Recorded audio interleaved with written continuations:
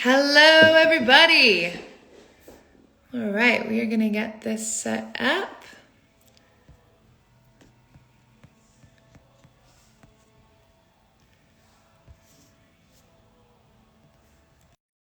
Okay, sorry for the delay. That was nice and quick and easy. Yes. Now you're going to be a pro now that you have an account. Maybe. I don't know. We'll give you the crash course on how to create a Sure. perfect grid and how to do an Instagram live and then do reels, which is the really fun part. But awesome. Well, thanks, Rafael, for joining me today. Thank you. Thank you for having me. Yeah, so today we are going to talk about dyslexia, and Rafael Scarnati is an expert in it. I'm going to have you give a little bit of a background. And it's one of the biggest requests that we get through Beyond Education from parents looking for support for students who have been diagnosed with dyslexia, or sometimes we have students who haven't been diagnosed yet, and maybe the parents are thinking, maybe they are, maybe they're not, or it's not on their grid at all. And one of our mentors goes in and works with them and says, something in here, this isn't normal, and maybe we should get them tested. Right. So you are a very important asset as part of our kind of support team.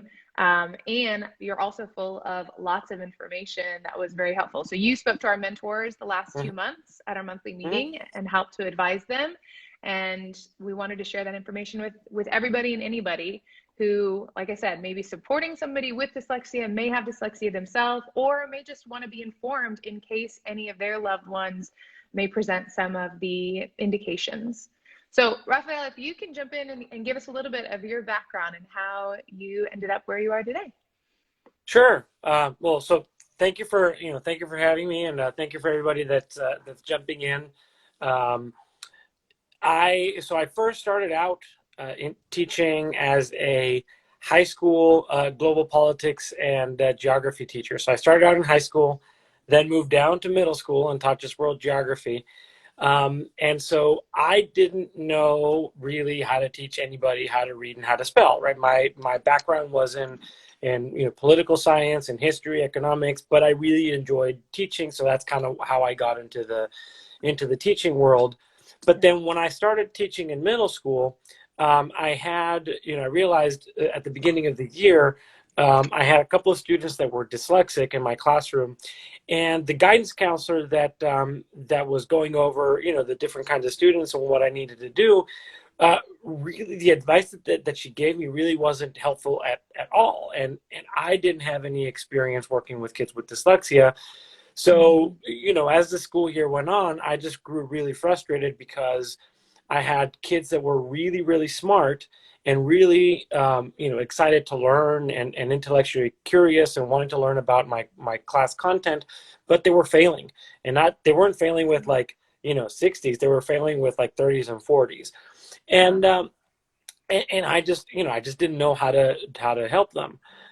When I moved to Texas in 2010, I found this place called Learning Foundations that worked one-on-one with students with dyslexia and ADHD and other learning and attention and developmental challenges. And I thought, well, this is a really cool opportunity for me to learn how to reach those kids that I wasn't able to reach when I was teaching in the classroom.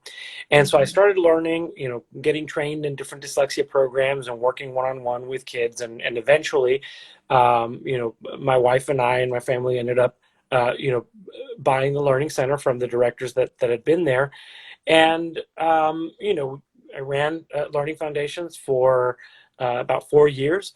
My wife is still there, and all the staff there, Leslie and Morgan, they still work with all the staff.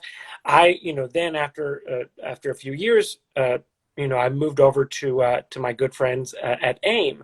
I'd met Susan and Zach and Diana and everybody at AIM when I was at Learning Foundations, because they did a lot of the testing, this very specific testing that Learning Foundations didn't so much do. And so I moved over to AIM, and what I've been doing for the last 2 years, 3 years actually, has been testing kids for dyslexia, going to the different public schools and charter schools that we work with, testing kids with dyslexia, and more recently, working with public schools and charter schools on providing online dyslexia intervention, which became a really sought after service after COVID hit and we all went virtual, or most of us went virtual. So, most of what I do is with AIM, but I still work and consult with Learning Foundations on the private side. And so when Lara asked me to help out with training with their teachers and to help out with this, I thought, well, this is a great opportunity to reach parents, and maybe some of you might be teachers there as well, so that to help parents and teachers understand the difference between teaching the academics, teaching content, and between remediating dyslexia, and knowing what each of our roles can be as a parent, as an educator, so that we can get our kids the most complete set of tools that we can. And so I appreciate it. I appreciate that you're having me here and speaking to all of you. Yeah, absolutely. Well, there are a couple of questions in what you just spoke about. One of them being going all the way back to the very beginning of your story of being a teacher, wanting to support your students and not knowing how to support them. In a normal teaching, and this may be different from when you first went through an education program, do people who are studying to become teachers now get some sort of background in special education or dyslexia? No. Okay. I mean, some classes might touch on some issues of special education or dyslexia, and I've talked to because I also train, do teacher trainings, and so in my teacher trainings I ask them, like, what kind of instruction, what kind of training did you get on dyslexia? And really, most teachers say that teacher training programs they don't touch on dyslexia almost at all. Now that is going to change. So there is a law that passed a year ago, HB3, which now mandates for teacher training programs to include dyslexia as part of their curriculum. I don't know how that is going to play out.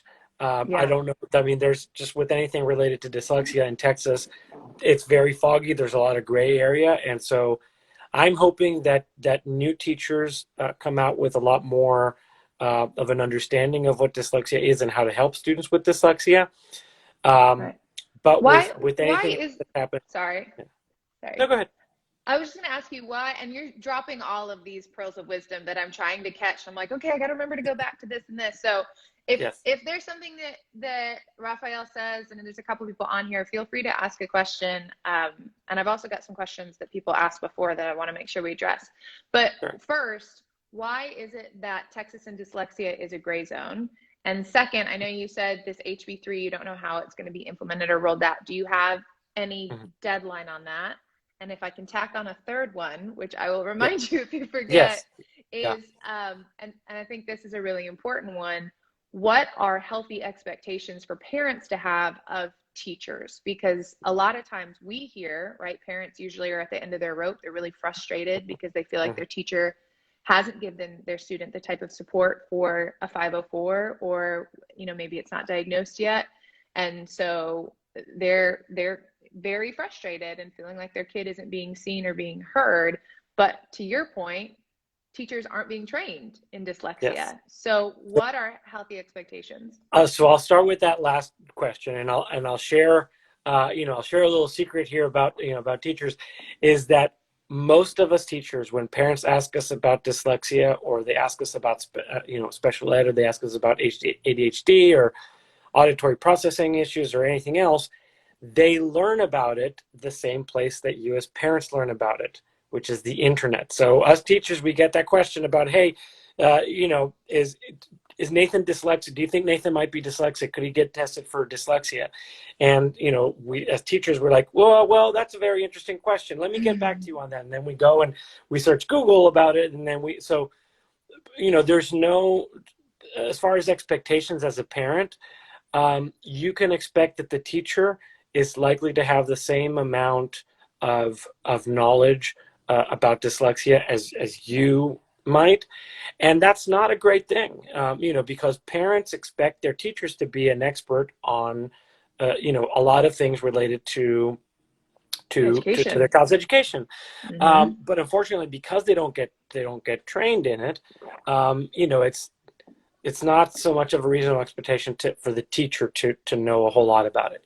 Having Yeah. said that, as a parent, it is your right to request, if you have concerns, it is your right to request an evaluation for dyslexia, that the school then, if you request it in writing, the school then has to go forward with that recommendation. And I hear all the time, talking to parents, that they would ask for an evaluation from the school, and the school or the teacher would say, oh, don't worry about it, we don't really test him until third grade, or he's a boy, and boys mature a little bit later than girls, so just give him a little bit of time, and Yeah. those kinds of things, unfortunately, don't do much to help the child in their development, and for them to catch up with their reading. So I would, as a parent, I wouldn't expect the teacher to know a whole lot about it, but that doesn't mean that they can't be an ally for you. Yeah. Teachers have your child's best interest at heart, and just because they don't know, doesn't mean that they're not qualified or that they're not a good teacher. It just means that they were never taught that part of it. Um, Yeah. and it's a failure of the system rather than a failure of the actual teacher. Yeah. So as far as the legal part of it, why is Texas such a gray zone? I don't know. Texas was a pioneer in dyslexia. Texas, I believe, was the first state in the United States that passed a law that mandated dyslexia intervention in their classroom. So, we've Yeah. been kind of ahead of the curve for most of the states. I suspect, though, that it has to do, like much other things with public education, with funding. So, it was mandated that students that were identified with dyslexia had to be served, had to be given, appropriate accommodations, and had to be given appropriate instruction for students with dyslexia. But there was Hmm. never any funding attached to that. So you had schools who, they have the issue of, they have kids that are struggling, but Hmm. also administratively, they also have a certain number of, certain amount of money that they can allocate to certain kinds of resources. And so that's a decision that has to be made, that has been made, at the district level, at the school board level, at the campus level. And I think one of the reasons why it was so great was to kind of allow those schools that wiggle room to say, we have, this amount of space Money. that Yeah. we can use Yeah. for students with dyslexia. And unfortunately, we saw that several years ago with the special education cap, where schools were capping, were placing an artificial, limit of, no more than 8% of their students, or 8.5% of their students, could be identified as special ed. Um, Wow. so that was a huge story that broke in the Houston Chronicle about 3 or 4 years ago. Wow. And So I, the and I know you shared with us yeah, in our training what approximately is the percentage just of dyslexic students that yeah. we presume are in the population.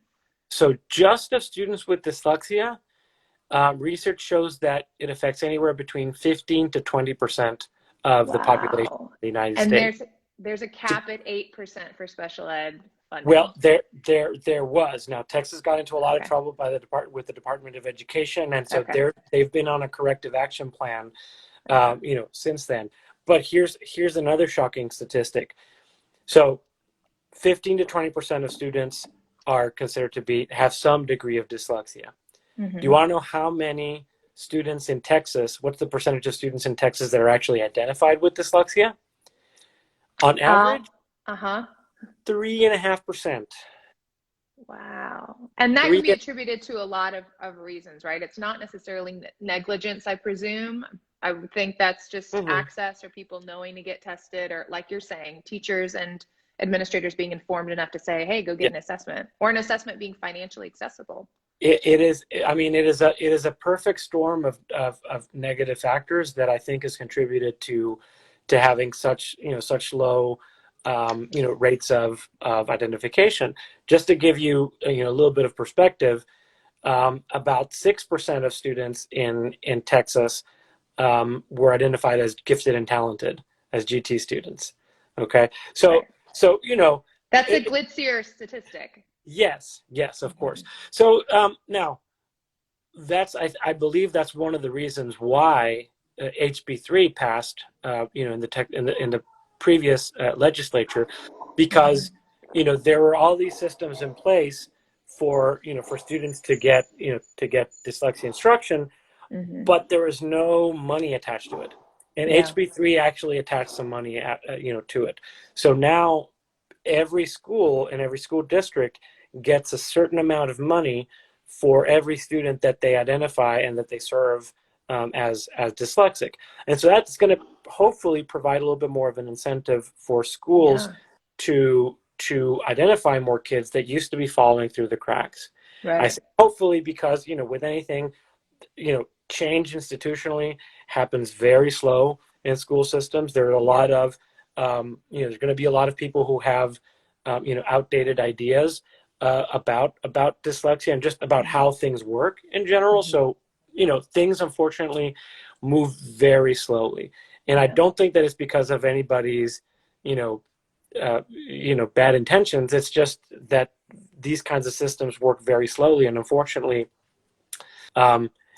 time is not on the child's side. If a parent knows that a child suspects a child might be dyslexic, the school might want to wait and see, but the parent as a child, you can't afford to wait and see. You need help now. So so that's so hopefully that part of that law included requirements for teacher trainings as well. So as of, you asked about a kind of a timeline, I believe it's starting in 2022.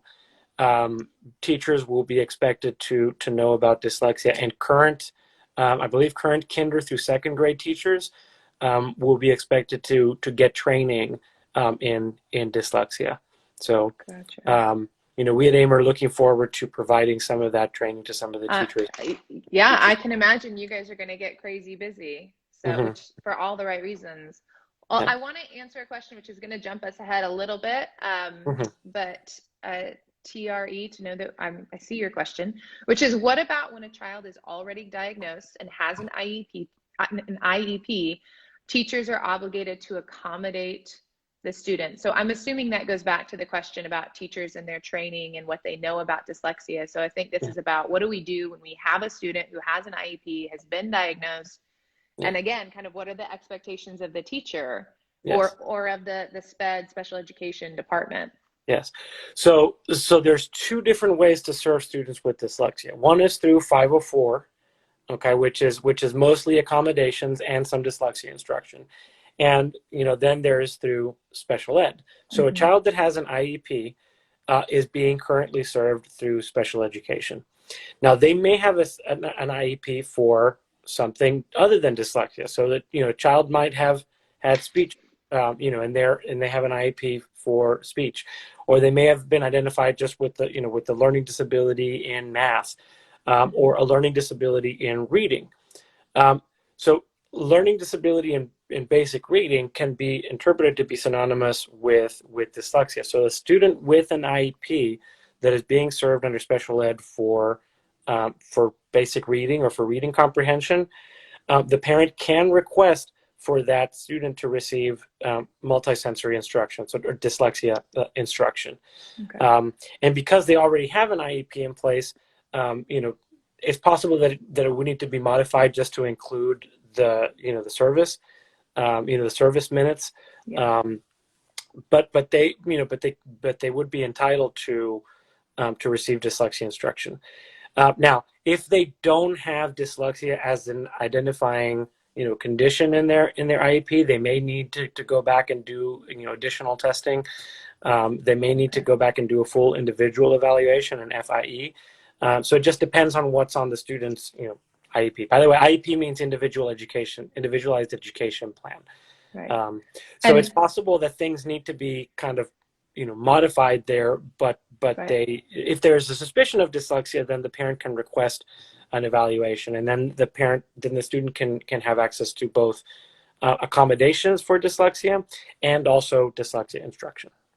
Love that. And that comes back to one of our big things, which is you are empowered when you have the information, right? There's so many parents who don't know, what do I do with my 504? Can I change it? Can I ask for more things? Can I ask for more testing? And so what you're saying is, yes, you can ask for more testing. You can go and get it done. You can get a 504 and IEP that is very helpful. And I have to ask, although you may not Mm-hmm. have a perfect answer for this, how has that changed with distance learning and with this year in particular? Because Yes. I'm going to presume it's been affected. As far as valuations go. Of 504s and these Yes. accommodations, right? I assume if you're at home doing virtual learning, Mm-hmm. you're not Mm-hmm. getting that multi-sensory, maybe if at all, or if your teacher's really creative, maybe they figured out some way. But what does that look like in a real world scenario this year?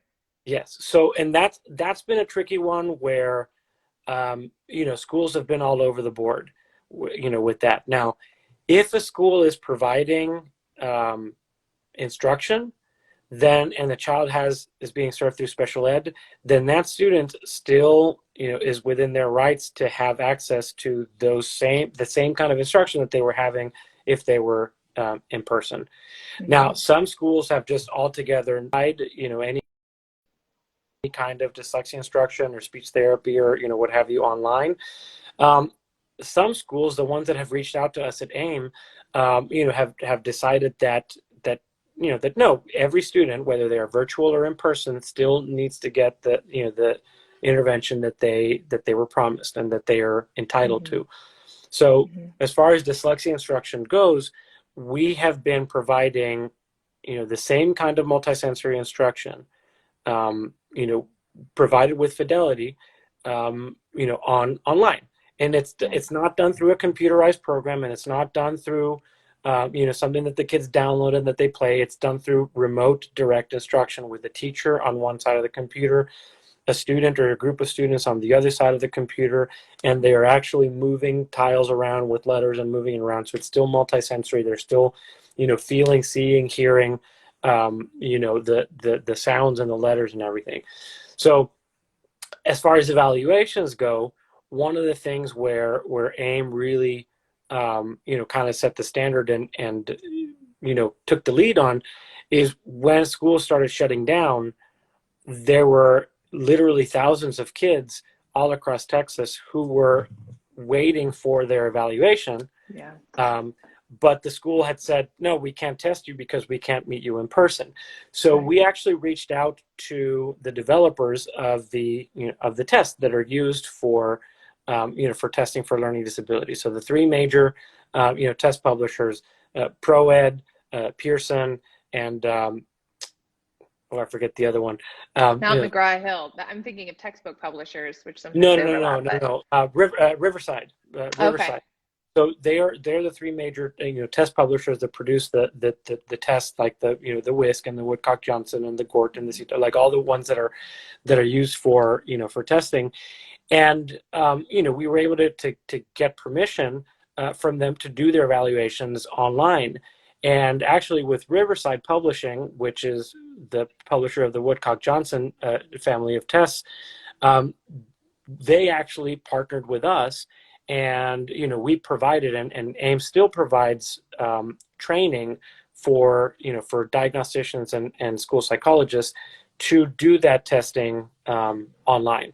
Yeah. So we've been able to with partnerships with some schools and school districts across Texas that have decided that they don't want to wait, and Till it's let the in student go person. without help. Mm-hmm. They've been partnering with us so that we can do these kinds of evaluations remotely via Zoom, and we've had great success with them. So Yeah. um, So if you're a parent who has a student who's dyslexic and isn't getting the provision, is their school has decided not to, or has said mhm, there's nobody doing telesupport for yeah, dyslexia, you can now say, actually, there is, and in yes, fact, AIM would be the place to go and support it because you are now currently you're managing a team supporting how many schools? We are currently working with 6 different districts and 8 campuses. Yeah. And all over Texas. You guys are based obviously here in San Antonio, but We're you're all based. over. That's correct. Yeah, we're based in San Antonio, but we're working with schools in San Antonio, in Houston, in Dallas, and in Fort Worth. Yeah, love that. Well, I'm going to jump us back. We jumped forward and I want to bring us back. We have not even talked about exactly what dyslexia is. So Exactly. I wanted to spend some time for you to explain that to us so that we know what to be on the lookout for, Yes. and things to just be aware of. So yeah, so dyslexia is it's a learning disability that primarily affects your ability to read, write, and spell. There's a longer, more elaborate definition, but basically what it means is that kids with dyslexia have difficulties with reading, writing, spelling, and those difficulties tend to be caused by deficits in how we process sounds, something called phonological awareness or phonemic awareness.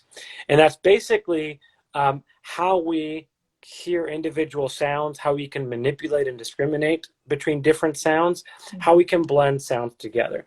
So for example, a student with dyslexia, if they hear the word cat, they have difficulty being able to break apart the sounds into k, a, t.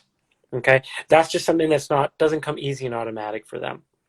And if they hear individual sounds like b, e, n, d, they have trouble blending those sounds together and saying, okay, those sounds, when you blend them together, say the word bend. And that has a whole bunch of other consequences with reading and spelling, because when we are learning to read, we're basically learning to identify letters, identify symbols, give a sound, assign a sound to each of those symbols, and then blend those sounds together. Okay, that's what we call sounding out, right? When we sound out a word, we are saying, if the word is Tim, we are saying that letter says t, that letter says I, that letter says and when we blend those sounds together, it'll say Tim, Tim, right? When that process doesn't come easily and automatically, that means that the whole process of reading is going to be very, very labored, and very difficult. Kids with dyslexia can read, okay? And this is often one thing that will cause them to go undetected, right? They'll go under the radar because they can read by sight, right? They can memorize what words look like. They can guess based on context because they're very smart, right? So they're very good at big picture thinking. And so they can fool a parent or a teacher into thinking that they are fluent readers when in fact they're mostly guessing at words based on their shape or based on the context of the story, based on the picture that comes with this, that comes with the story. And they do that because the process of sounding out words is difficult for them. Likewise, when they're having to spell words, and this is where a lot of times dyslexia can come out, can be a lot more evident, Pronounced. is when you see them, when you see them spelling. Because when you have to spell a word, you have to hear the word as a whole. So let's say the word is bat. Okay, you have to hear the word as a whole. And then you have to break that word into its individual sounds. So that's going to be b, a, t. And then you have to decide, okay, the b is spelled with a b. Okay, by the way, the B and the D is the same symbol. It's just facing in a different direction. So now you have to remember, is this one supposed to, is B the one that's going this way, or is B the one that's going that way? And so that's what, causes those letter reversals. But anyway, so you have to remember what symbol makes the B sound, what symbol makes the A sound, and what symbol makes the T sound. And then you have to write them, and then you have to sound them out again to make sure that they are all in the right order and they are making the same sound. Okay, so for kids with dyslexia, that process doesn't come easy and naturally and automatically, which then will, as a consequence, affect our reading, writing, and spelling. And because our reading, writing, and spelling is affected, that's going to affect our ability to learn, other subjects, because most of our learning comes from reading. Right. Yeah, absolutely. And you said that typically it's when spelling starts to pronounce the dyslexic tendencies. So Mhm. is that also why we typically see like a third grade or around third grade diagnosis? Because that's when spelling gets more intense? Or when is AIM and Learning Foundations, when are you tending to see kids coming in saying, okay, I think I might be Mhm. dyslexic, can I get tested? So it really depends on the severity level Mm-hmm. for the student. So I suspect that one of the reasons why traditionally the kind of the myth or the misguided notion of, we don't identify dyslexia until third grade. I think one of the reasons why that happened was because a lot of times kids didn't actually start really, really struggling until they got to third grade. Right. Because in first and second grade in kinder, a lot of them are still learning to read, and you can still Yeah. guess, and the books all have pictures, and so they're short one syllable words that they can memorize. But once you get to Yeah. third grade and you're reading chapter books, all those little tricks that you developed as a kindergartner, as a first and second grader, no longer are going to serve you, and Mm-hmm. now you're really hitting a wall where you're struggling to read anything that you have in front of you. So that's why I suspect that sometimes teachers want to wait as long. But research shows that you can identify a student with dyslexia as early as kindergarten, and actually early identification means that Better. early intervention. And Yeah. early intervention is going to cause significant benefits for the student. Kids that are identified with dyslexia in kinder and first, and that are provided, high quality dyslexia instruction, by the time they get to third or fourth grade, they could be reading at a grade level or above grade level, and they can be, incredibly successful just as anybody else. Yeah. It's like most things in life, right? If you catch it soon, then you don't have to undo all of the different compensatory mechanisms you've created. Yes. You get to Yeah. just jump into it and make the straight and narrow path for sure. Exactly. Exactly. Can you tell me about so you mentioned obviously the spelling, sounding out, switching letters. Are there any other symptoms or indications that parents, teachers, childcare support should be on the lookout for possible dyslexic students? Yes, for sure, for sure. So I'll start that by saying that dyslexia is not a visual issue. Okay, so I just want to make sure that myth is kind of pushed to the Bugged. side. Yeah. Dyslexia has to do with how we process sounds. It doesn't have to do with how we see things.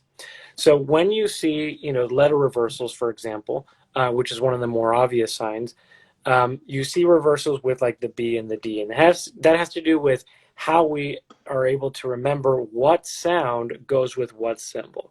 Hmm. A student with dyslexia can see things, can see letters, can see words the same way that anybody else can. In fact, they tend to be very strong with visual spatial reasoning. But so one of those warning signs is if they are still reversing letters past the middle of first grade. Kindergartners reverse their letters all the time and numbers. Early first graders reverse their letters all the time. That's completely normal. By the Hmm. middle of first grade, if they're still reversing their letters, especially the B and the D, or the P and the Q, or the B and the P, that's a warning sign. Other warning signs: a lot of kids with dyslexia, because dyslexia has to do with how we process language, have a history of speech. So if you have a child that was in speech therapy and at age 3 or 4, or kind of received early intervention, Hmm. they are very likely to also be dyslexic. So you can look at speech patterns when kids are when they are toddlers, when they're preschool age, if they reverse their certain syllables in speech. So they say words like spaghetti instead of spaghetti, or aminal, or have a burger, or different things like that, where they kind Yeah. of make little these little errors in how they switch sounds or Yeah. syllables. Often they have difficulty memorizing things by rote. So you can tell if they are struggling to remember their alphabet, the order of the letters in the alphabet. If they struggle with math facts, if they struggle remembering, phone numbers or addresses, or learning how to skip count, or things that the days of the week, the months of the year, Yeah. things that you just have to learn by repetition. Kids with Yeah. dyslexia have difficulty with that. They can remember things that have context. They have a very good memory for things that have meaning and things that are logical. But Mm-hmm. things that you just have to learn by repetition, that tends to be a difficult thing for them. And, and then they'll struggle with it. On the other side, they also tend to be very good, very strong in certain areas. So kids with dyslexia, even at a young age, when they're in preschool, when they're in, kindergarten, first grade, they tend to be very creative. They're very artistic. They're very empathetic. They're very good at reading people's emotions. So, they're good at kind of,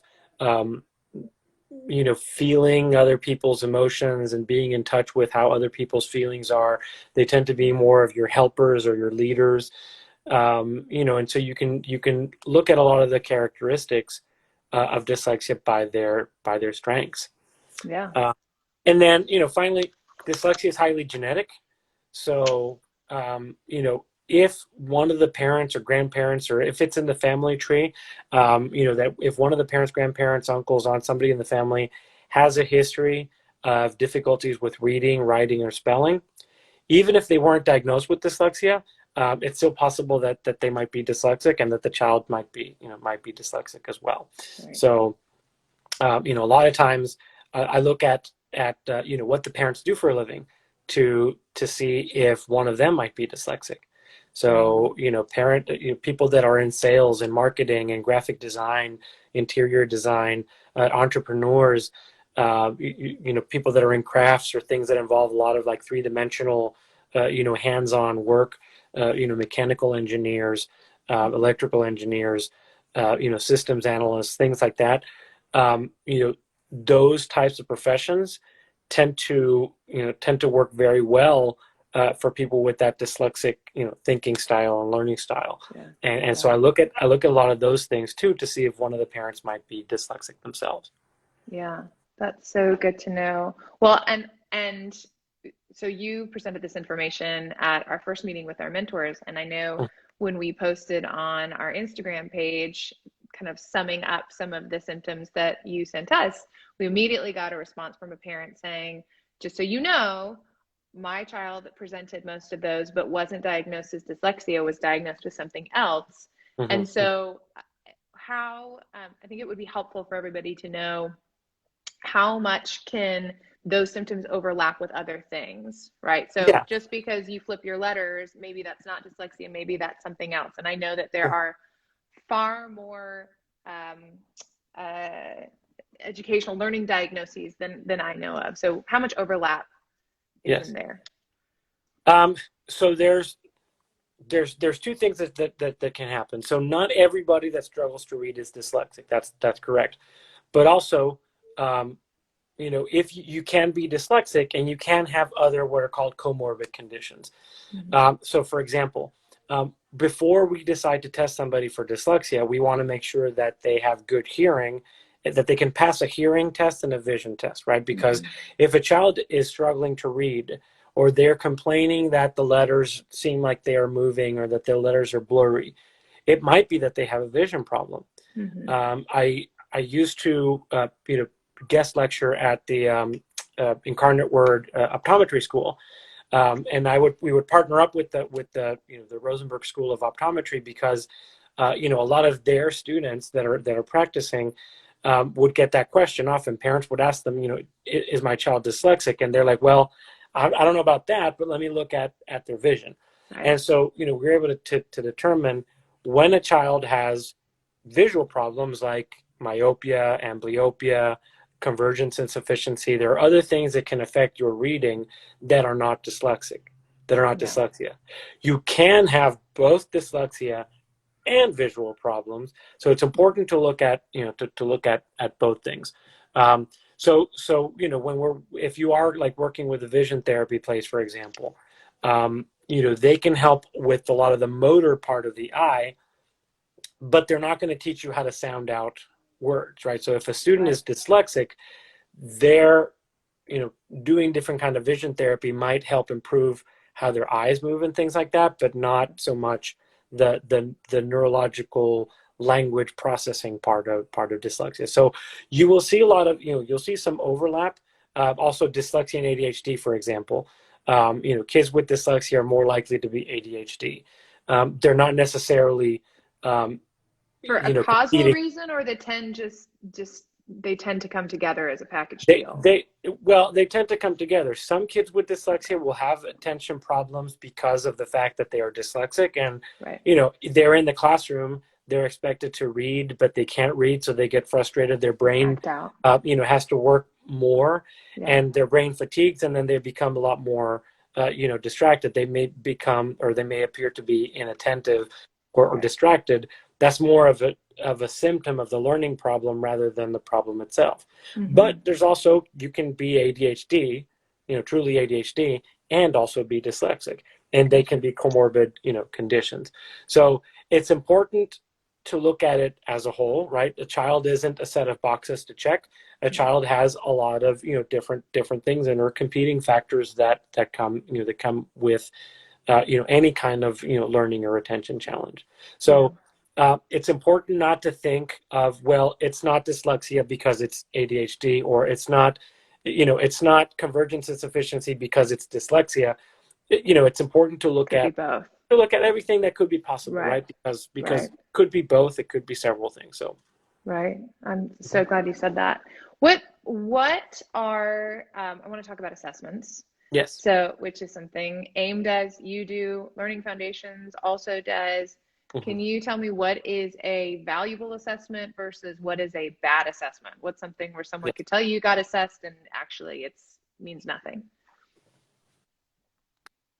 So the first thing is, any assessment that uses, or assessments that don't use the Texas Dyslexia Handbook as their, source, as their kind of their guiding document, I would say don't really trust them. Because there's, unfortunately, because there's a lot of gray area, and dyslexia, and a lot of kind of, learning is not very much a regulated field in the kind of the private world. Mm-hmm. You will have a lot of people, a lot of places that claim to work with dyslexia. They claim to correct dyslexia, which is something that I don't like, or cure dyslexia, which are two terms that I don't like to, to use or to hear. Um, Mm-hmm. which will use all sorts of different kind of, what are considered to be controversial, therapies, or controversial, approaches. So basically, an evaluation for dyslexia, there's no one test that will test for dyslexia, by the way. So an evaluation for Excuse dyslexia me. should include um, testing to look at their phonological processing. That's a very important one. There are different tests that test for this, right? But they should test their phonological processing. Can they blend sounds Yeah. together? Can they discriminate sounds?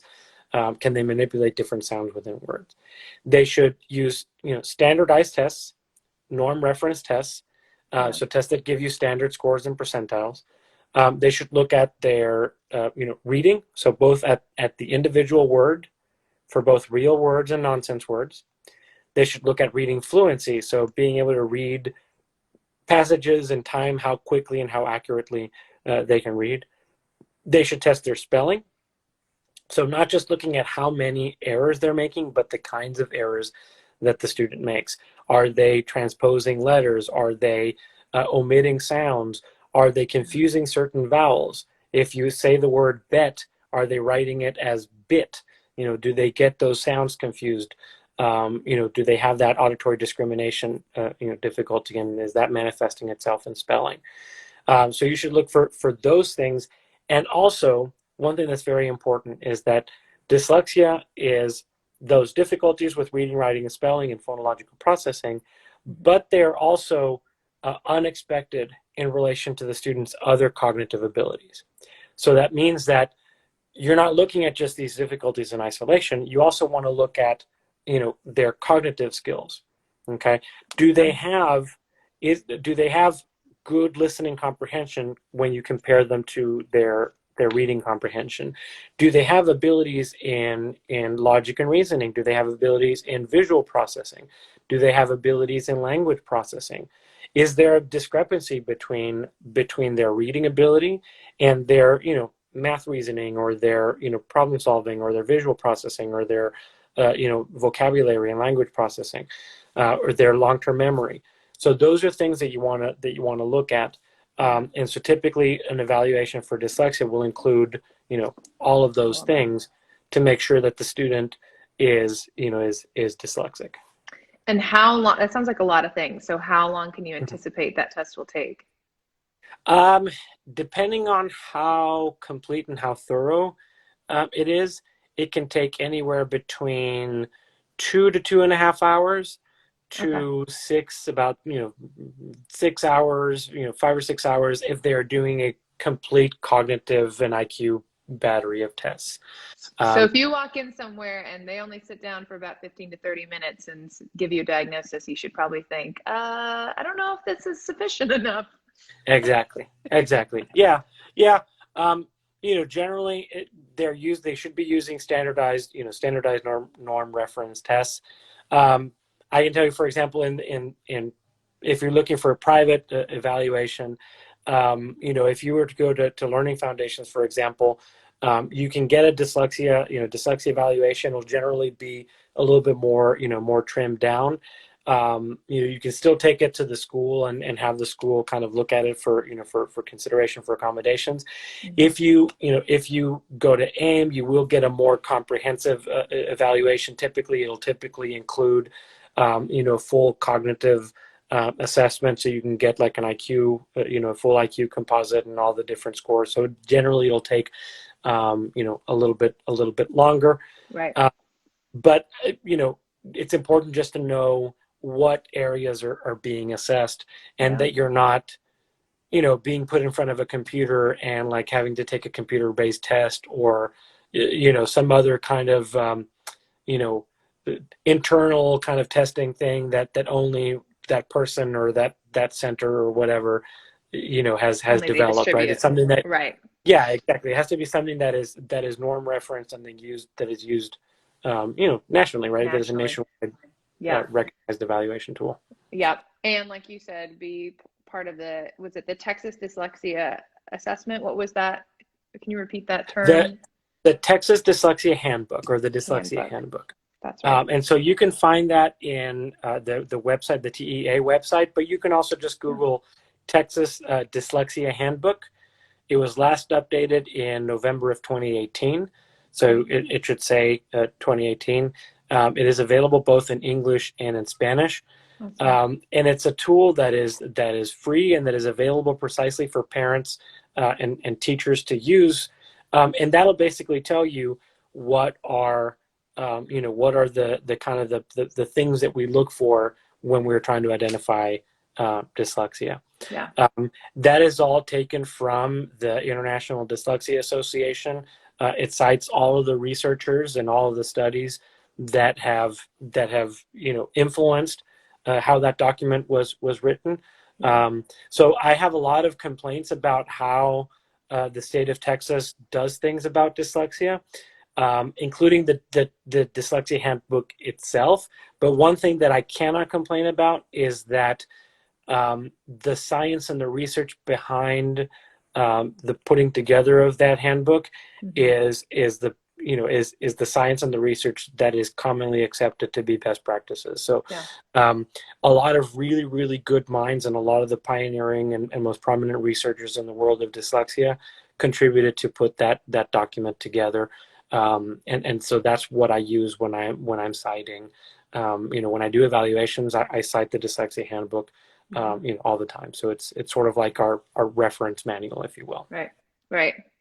Well, I want to go back to a word that seemed to trigger you a little bit, which is to say that you can cure dyslexia, and ask why you don't like that phrase. And because I'm sure there are lots of people, especially those who have dyslexia, that want to think it would be great if I could just be cured. Give me the pill or the shot or the whatever. And so what are the realities? What are the healthy expectations? Because dyslexia is not a bad thing. Okay, so that's the main thing, right? So dyslexia is not an illness. It's not there's nothing wrong with you if you are dyslexic.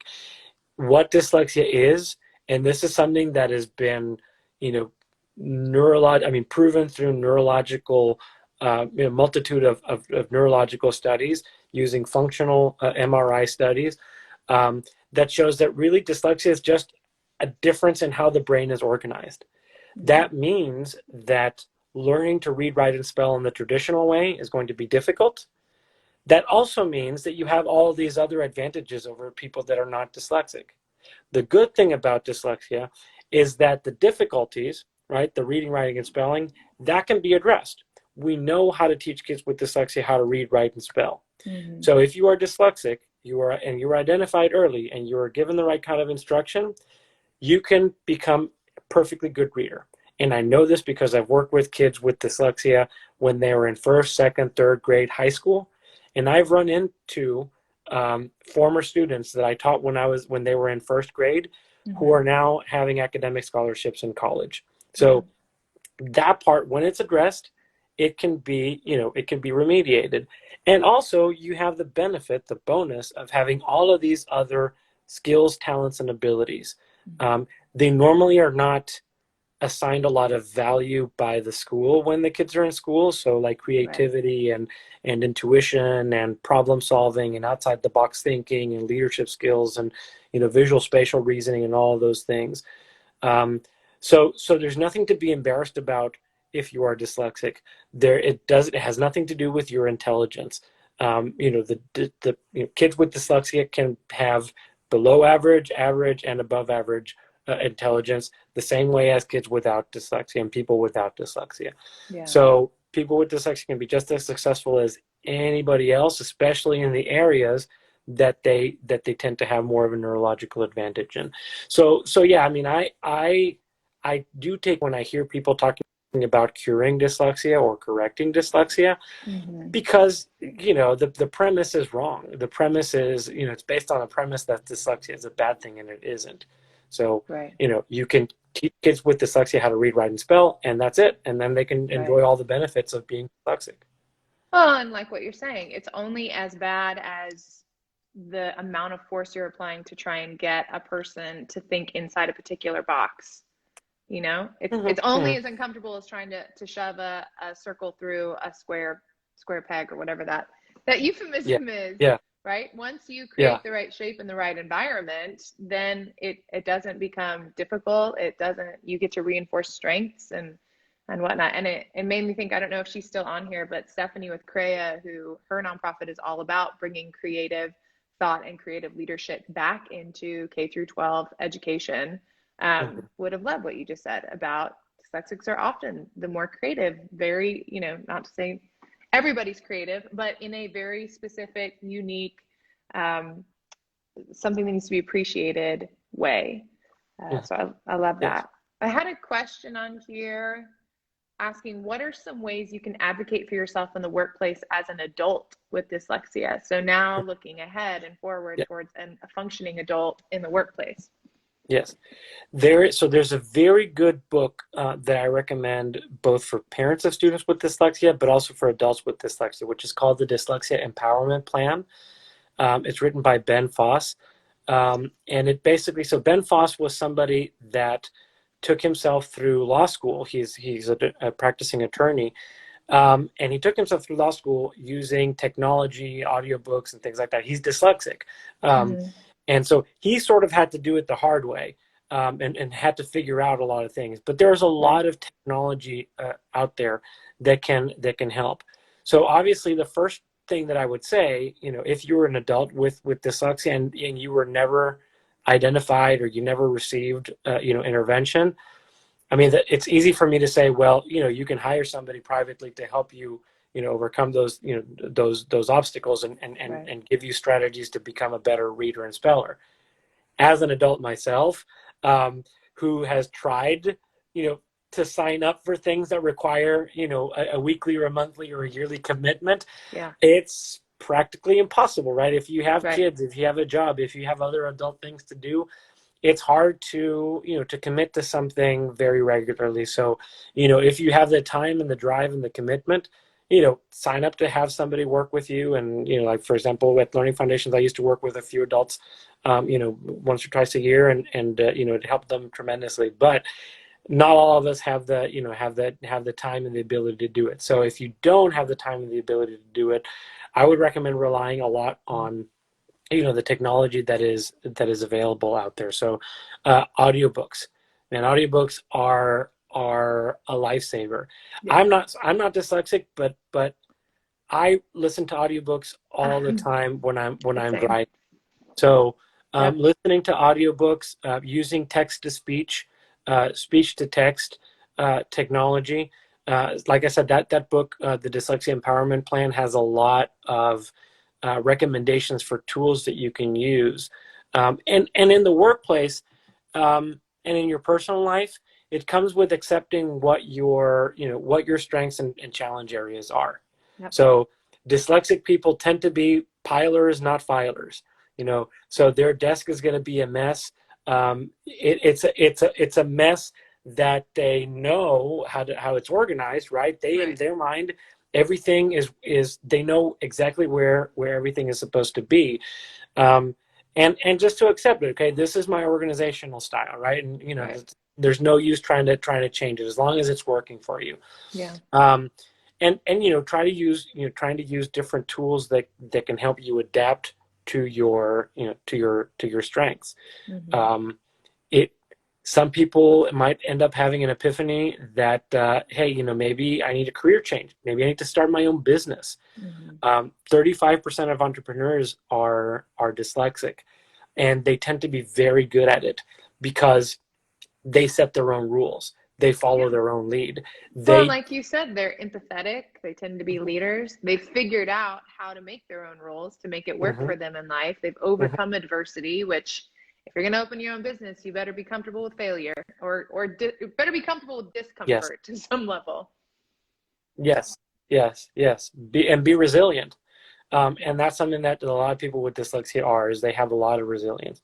So yeah, I mean, those are definitely things that as an adult with dyslexia you can rely on, and relying on technology and relying on your natural strengths and talents. There's another really good book that I recommend called The Dyslexic Advantage. The authors of that book are Doctors Brock and Fernette Eide, Eide, and that book, they are two neurologists who basically talk about the neurological advantages that people with dyslexia have, and they talk about different examples of different professions where people with dyslexia have excelled. A lot of inventors like that. I learned in that book that the guy that invented the CD is dyslexic.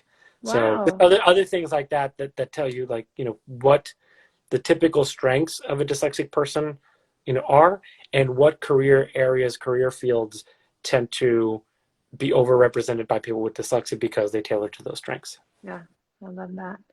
Well, one question that I want to make sure that we address before we sign off here, and I know it's a little over our hour slot.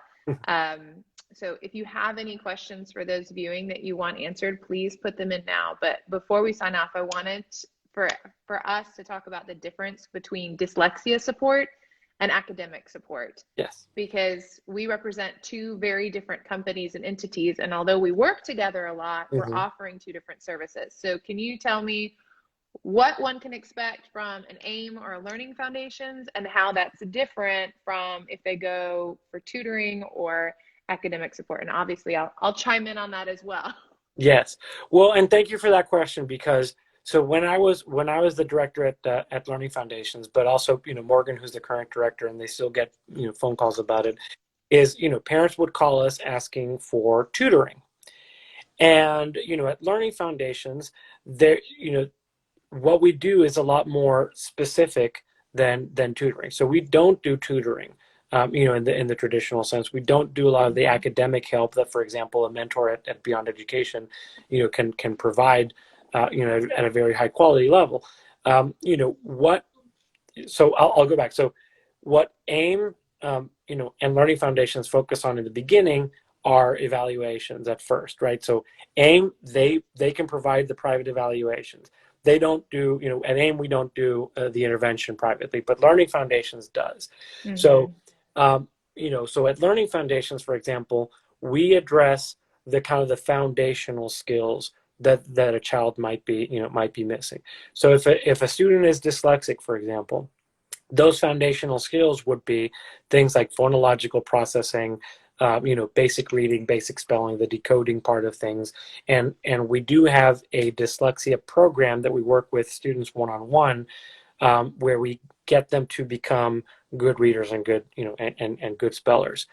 Same thing with like ADHD, right? If you have a child who has, attention issues, hyperactivity issues, issues with body control, difficulty with processing sounds, or just cognitive processing in general, attention, memory, things like that. We focus specifically on training the brain and training those building those cognitive skills, Mm-hmm. so that they can become a lot more successful at learning the academics. Mm-hmm. Okay. What we are not is, we are not a place where we will, go over, academic support, go over the math homework, the SAT prep, and all those other things, right?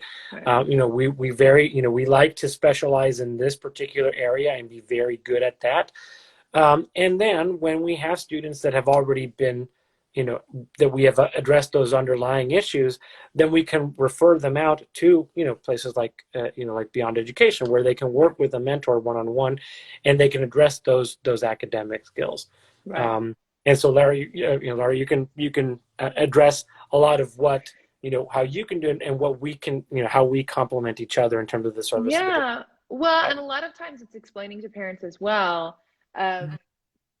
Typically the expectation of tutoring, like you said, is to help them with whatever homework they have. Usually it's students overwhelmed by the amount of homework they have, not knowing how to attack it, needing study strategies. And those are all things that we do. And I would say there can be some overlap on the fringes, but we definitely do not say that we're dyslexia specialists.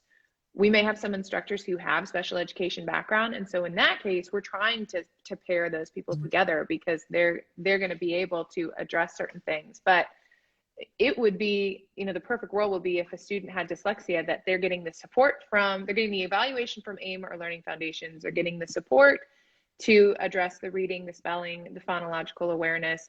And then Beyond Mentor is coming in and making sure that they're staying on top of their math homework. They're understanding how to multiply, 2, 3 numbers, doing calculus, whatever it is, doing the SAT or the college admission. So yes, those are conversations that a lot of times we have to have, and make sure that everybody has healthy expectations. And we also don't do any evaluations, right? So we would never go in and say, hey, we think your kid has dyslexia. It would be, I'm seeing some things that, according to the person who's an expert in this, Rafael Scarnati, according to him, these are some things that usually indicate dyslexia. I would highly recommend you going and getting an evaluation. But there will never be a situation where a Beyond Mentor would be like, okay, you have dyslexia, and this is now how we're going to do this. So yeah. Yeah. The way that I used to explain it to parents is that, at Learning Foundations, we focus on the long-term goals. And when you're working with a tutor, they're focusing on the shorter-term goals. Yeah. Both are important, right? Like if your house is on fire, we're not the ones that are going to put out the immediate fire, but we're the ones that are going to fireproof it and make sure that doesn't happen, again, right? Well, because many families don't have the luxury to be able to say, we're going to put everything on hold and address this dyslexia. Like school keeps going on. Yes. And although we are seeing a rise in homeschool, that's not the norm at all. So what you don't want, and as you and I both know, if a student is really stressed, they could be sitting down and doing dyslexia support all day long. But if they're stressed and concerned and worried about their math homework or their history homework not getting done, that's going to shut their brain down, maybe completely, maybe a little bit, some fraction that's going to significantly reduce the progress that they'll be able to make. Yeah. Yes, for sure. Yes. Yeah. Well, I appreciate, I saw some people just joined at the end, and I'm sorry you guys are catching the tail end of this. But we got to connect with Rafael today to talk about dyslexia, how to support it. We're going to be posting this conversation completely, as well as clips, so that you guys can go back and watch it. We talked about what dyslexia is. We talked about the strengths of dyslexia, how it's not curable because it's not a bad thing, which I thought was such a profound piece of wisdom that you shared, in addition to everything else. But Rafael, if people want to get in touch with you, what would be the best way to do that? So if they want to ask me any direct questions, they can reach me at my email, which is Rafael, that's Rafael at aimeducate.com. If you suspect that your child might have dyslexia, or if you have a child who is dyslexic and you're looking for for private intervention in dyslexia or any other learning challenge, so if they need help with attention or body control or gross motor or fine motor skills, then you can reach out reach us out at Learning Foundations. So the number for Learning Foundations is 210-495-2626. It's 210-495-2626. And either Natasha or my wife Sophia will probably answer your call. Schedule a free consultation with one of our directors. If you do have a child that has an evaluation, then we do a record review. So they'll look at the evaluation, they'll meet with you, they'll go over what your child's needs are, and then they can assign an individual trainer and assign an individual protocol and program depending on your child's profile of strengths and weaknesses and what your child's needs are. And so that's all tailored based on what you're looking for. And so and you guys if you have any questions, a location as well. Are you seeing people at your location, or because of COVID, are you asking people to call beforehand and not do any walk-ins?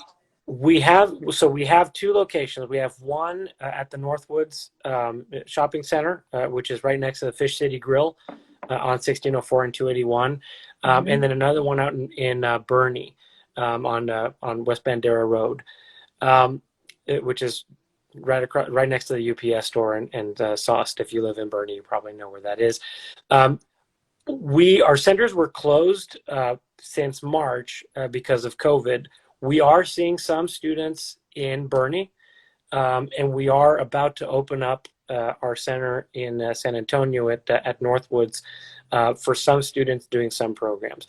Okay. Most of the programs that we do can be done and are being done remotely, and are done, are not, really affected by the remote instruction. Okay. However, we do have some programs that address body control, hyperactivity, gross motor skills, fine motor skills that are, best served, where students are best served when they are at the center and doing the exercises at our location. So we are going to begin working with those students as of actually next week. So, awesome. So yeah, they can reach out to us. The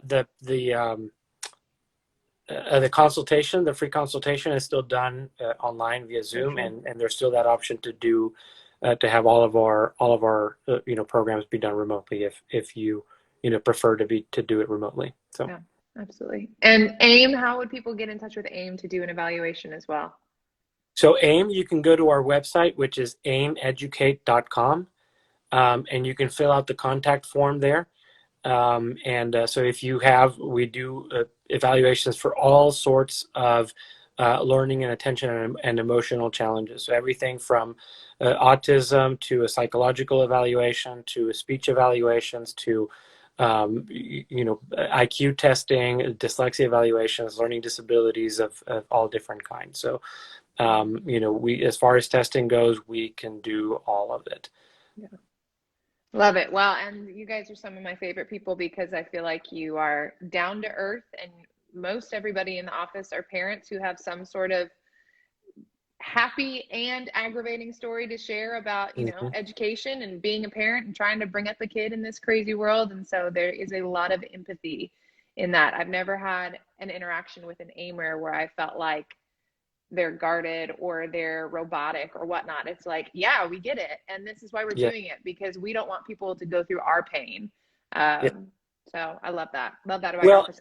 And finally, just, one thing as a parent, what you can expect if you go, get an evaluation either through AIM or through Learning Foundations is that you will get things explained to you in plain language and written in plain language that you can understand. So we want to make sure that you really have an understanding of what is happening with your child and what your options are. So, Yeah. we don't like the technical jargon. And one quick conversation with any of the aimers at our team, any of the owners, you'll be able to know that we don't use highly technical kind of complex language. We like to talk the way that we normally talk, and explain things at a normal adult level. So Yeah. you can expect that from us anyway. Love that. Love that. Well, thanks again, Rafael. We went a little bit over, Thank you. but I just really appreciate you sharing this information, and hopefully we'll do this again soon. Thank you. All right. Have a great day. Okay. Bye. Bye.